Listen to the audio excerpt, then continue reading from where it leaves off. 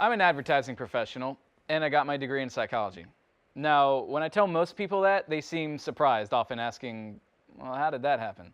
And I might not have expected it either doing my studies, but the more time I spend in the advertising world, the more my knowledge of psychology feels relevant.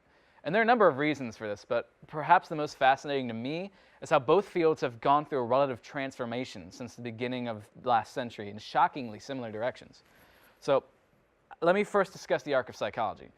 So the word psychoanalysis you might have heard, and it sounds like a weird buzzword, but it actually refers to a very specific framework for evaluating the human mind, popular in the early 20th century, revealed through intensive counseling sessions meant to result in responses that reveal underlying subconscious issues.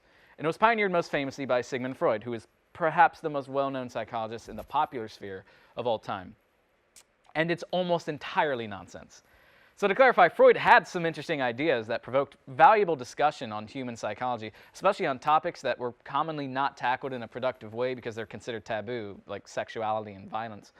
But the generation of these ideas was not the problem. The problem was the way through which Freud evaluated the truth of these ideas.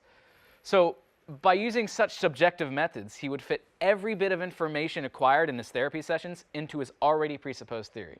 You can have two totally different responses to a question he asked, and he would find a way to make it fit within the theory. He can never be wrong.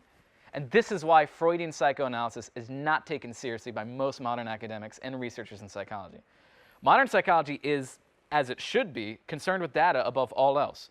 We don't just apply one theory we have to whatever the result is and then try to spin the explanation to fit.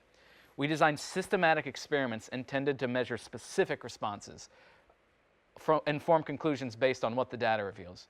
The hard truth is this: your ideas are meaningless in practice if they can't be tested and verified.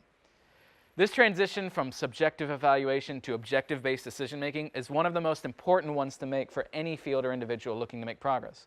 And as an advertising professional with a degree in psychology, nothing makes me happier to see the trend in the field that I work follow the trend that happened in the field I studied.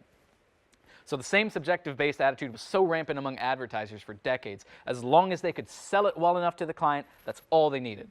If sales went up, sure, that was definitely because of our advertising. Sales went down, oh, definitely not because of our advertising.